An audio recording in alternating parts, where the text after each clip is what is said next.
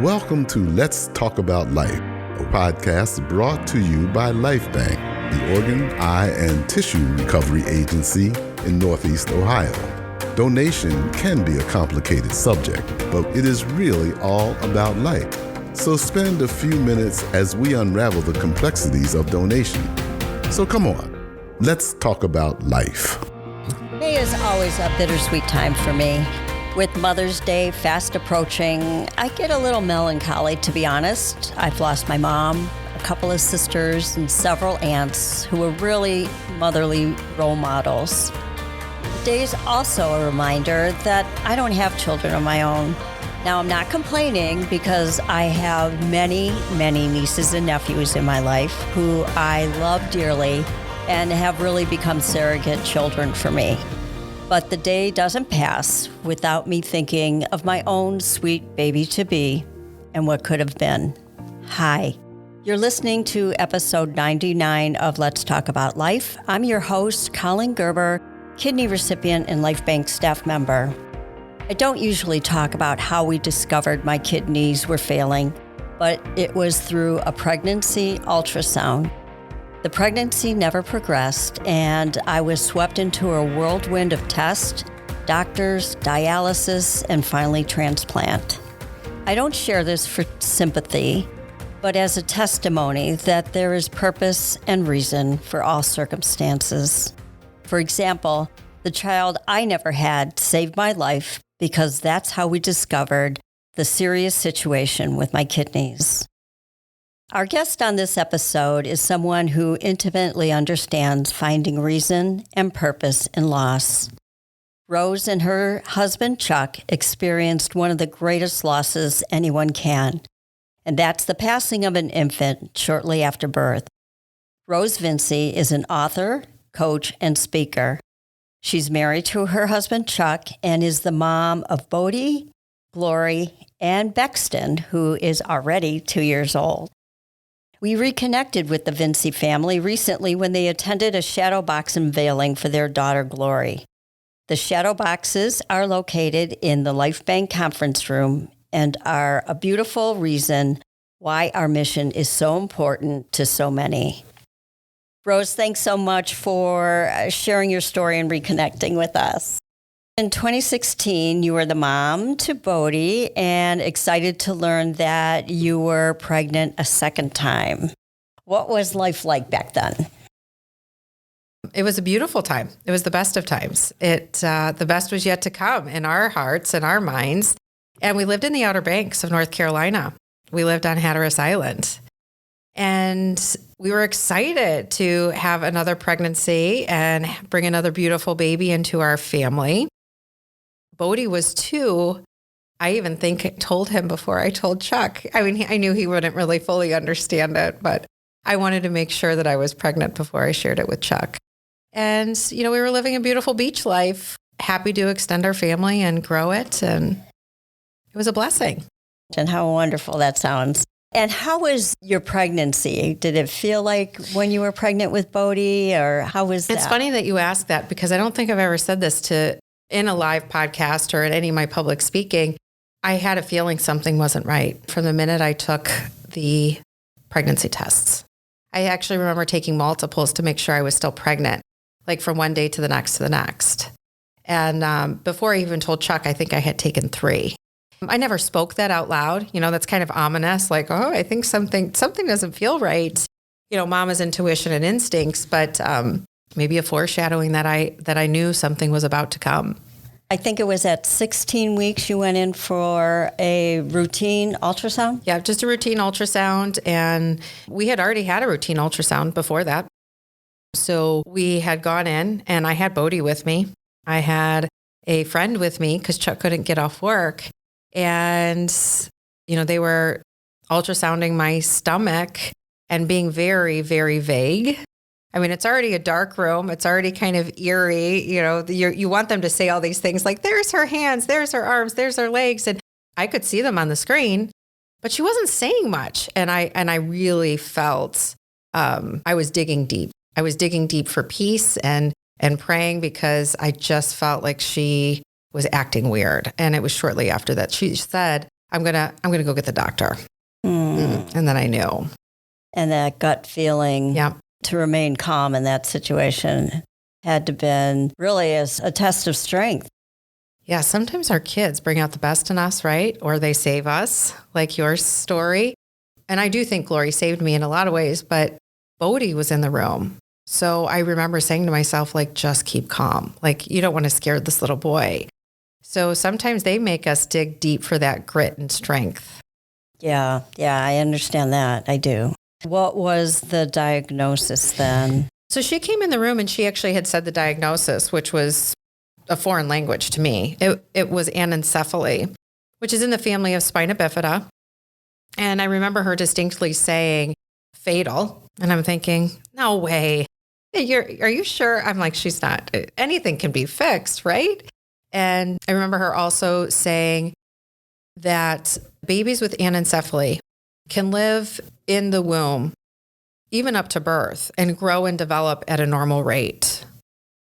But because their form of spina bifida, which means there's a hole in the spine at some point in development, in anencephaly, it's the worst case scenario. It is a fatal diagnosis. It's because the opening was at the top of the head, and basically the brain gets exposed. So the functionality to be able to live in the world isn't existent.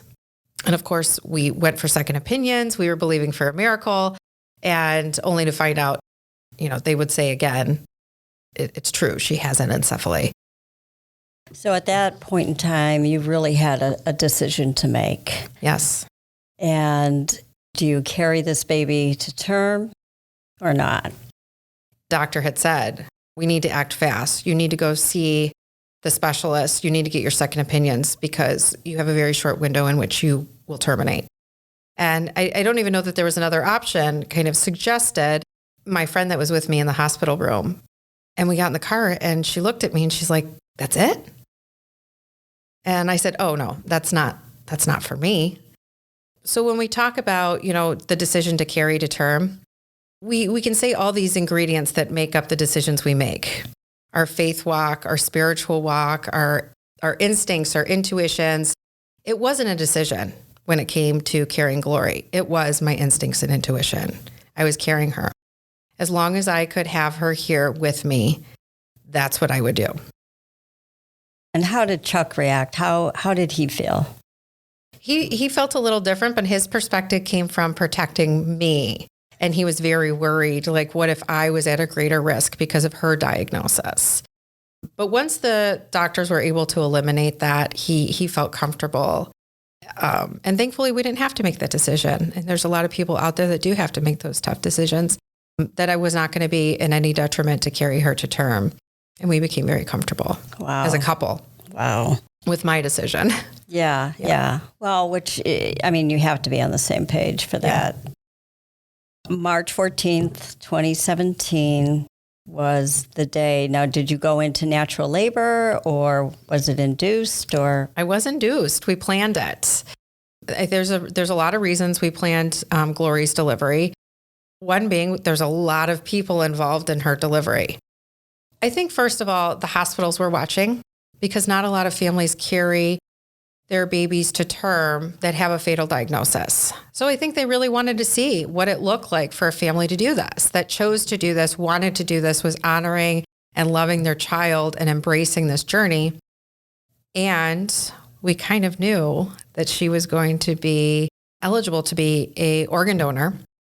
So they were certainly there to watch her and see what she would do. That brings up a great question. Where in the pregnancy did you decide that donation was an option and that's something you were interested in? I had read and read and read because I was going to trump the doctor's diagnosis for Glory, right? I'm just going to keep reading until I can figure out a way to save her or a way that they're wrong. And during that research, there was a lot of families out there that had written stories, articles that their children with anencephaly actually ended up becoming organ donors. And I actually held that close to the vest. I really didn't know even what to make of that or think of that at the time. I was still wrapping my head around the fact that she wasn't going to be here and I didn't want to accept that. So I certainly wasn't going to accept that she was going to donate organs because that's just not where my mind was going. But I do think once reality set in, that came back to the surface, and I had randomly mentioned it to Chuck in a car ride. He was just having a really emotional day about Glory, and I think it was actually talking about planning things for after she passes. And he's like, oh, we have to do that? And I'm like, do. And I could see the heartbreak in his eyes. And it was just the moment that I happened to mention, hey, I read she might be able to be an organ donor. And he looked at me and he's like, yes, I want her to do that. Yes, I want her to do that. What a wonderful idea. What a wonderful thought.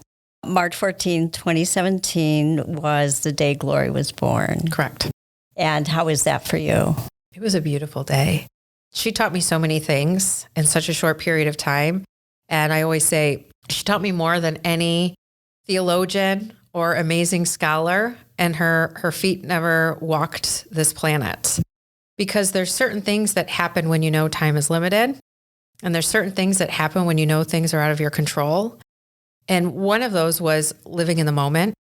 And for us and our Christian faith was surrendering to God and allowing ourselves to kind of receive and have our hands open in this experience instead of the death grip, literally and figuratively holding on for dear life.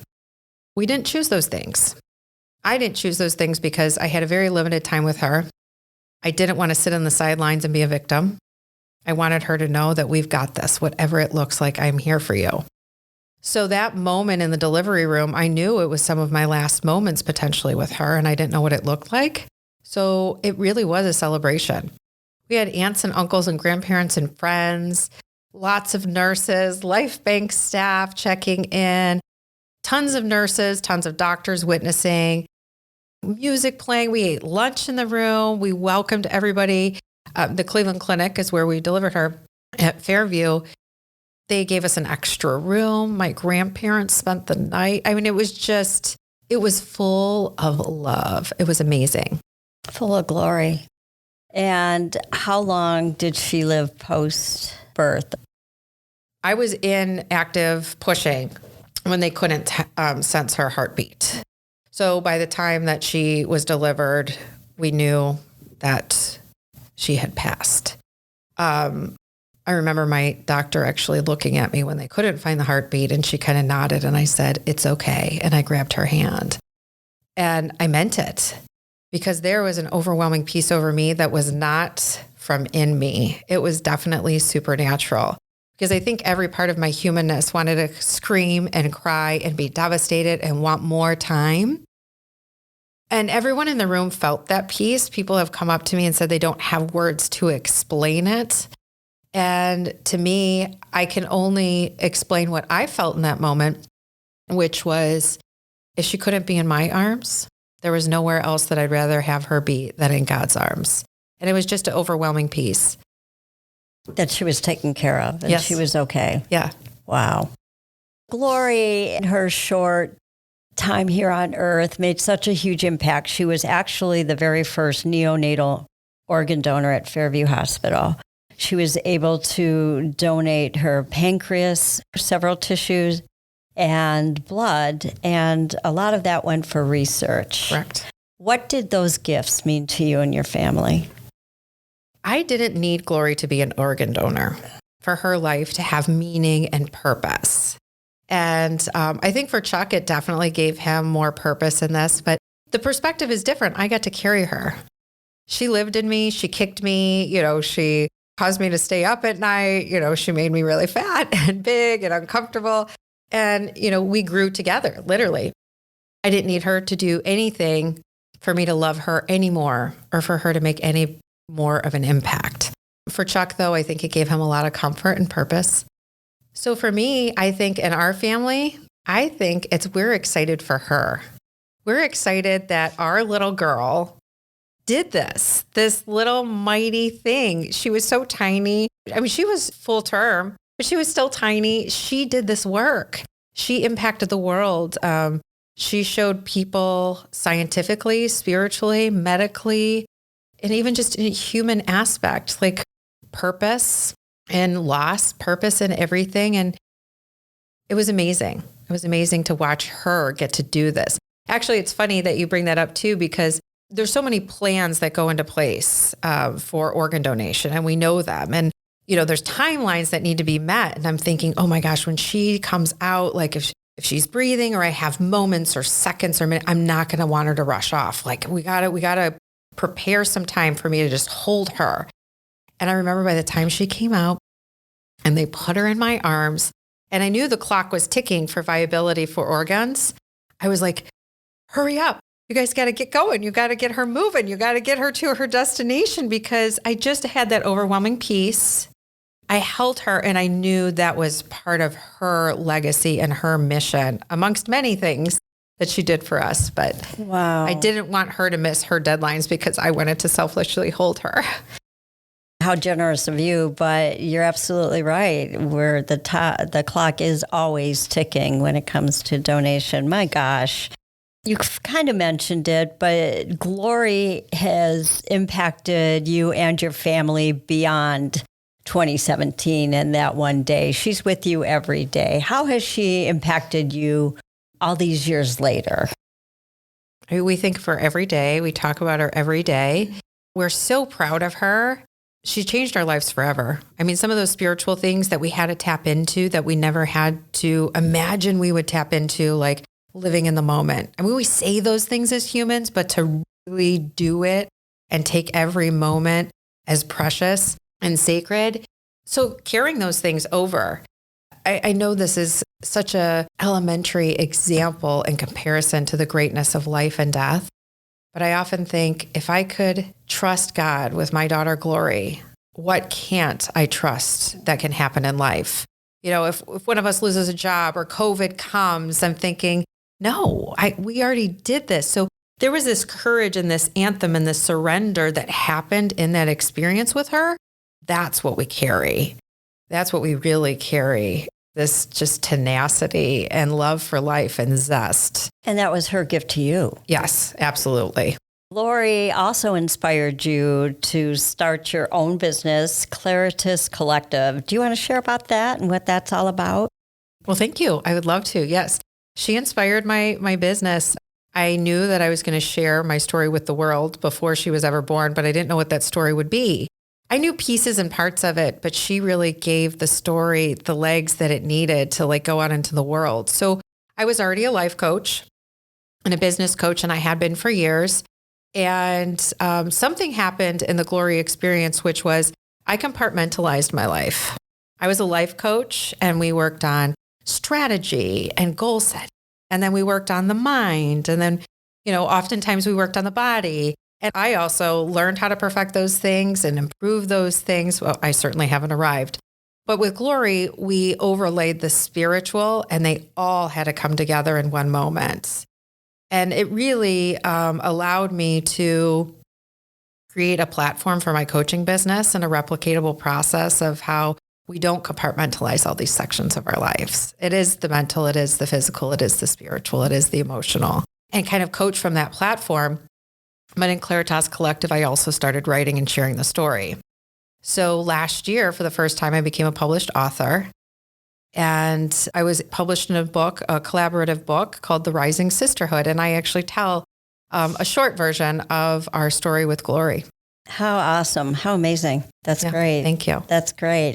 And then in 2020, you had your second son, Basking. Yes. And he's now 2. Yes. How was that pregnancy for you? Well, ironically, he was born just a few months before lockdown. And I was furloughed. And then I decided to start the business. And so there was a lot of things going on. But he's our rainbow baby. A rainbow baby is what you call a baby you have after a loss. Kind of they're your ray of sunshine in the sky, or, your color on a cloudy day. We were absolutely just thrilled to have another one in our family. And he is so sweet. He reminds me a lot of his sister because he looks a lot like her. And it's been a gift. We love his personality. It's been a blessing. Ironically, it's been healing as well. I kept telling Chuck after Glory had passed, I want to have another one. And he's like, no way. Just a little bit of that fear of what if something happened again? Could I really live through this again? Could I really do this? And he finally gave in. He's like, okay, we'll do it. And After Buxton was born, he's like, I should have done this a long time ago. I don't know why I was waiting. I mean, I really feel like he has helped heal us as well. How beautiful for both you and Chuck. I do want to say one thing. I have to really say thank you to Lifebanc, because I've met so many amazing people through this process. And we talk about where the organs go and what it means to be a donor. But as a donor family, we've gotten to hear so many other people's donor stories and really connect with people on such a deep and intimate level, getting to meet you. And it's just been a beautiful journey and full of blessings. Thank you. That's the one thing I love about Lifebanc is we are a family here. And it may not be a family you want to be a part of, but we welcome everyone with open arms. We just embrace you, and we're so grateful that you're part of our family. So thank you, Rose. Thank you. And thank you for sharing your story. I felt really honored to be a part of that today. Oh, thank you. We hope you found today's episode informative and inspirational. You know, you can save lives simply by going to lifebanc.org and registering your donation decision. You can catch Let's Talk About Life on Apple Podcasts, Google Podcasts, Spotify, but you can always find it at lifebanc.org. We thank you for listening, and we hope you come back next time. And come on, let's talk about life.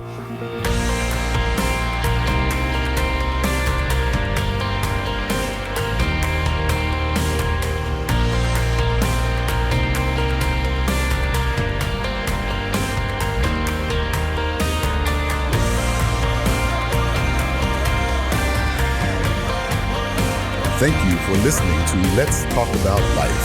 If you have questions about today's podcast, reach out to us at info@lifebanc.org.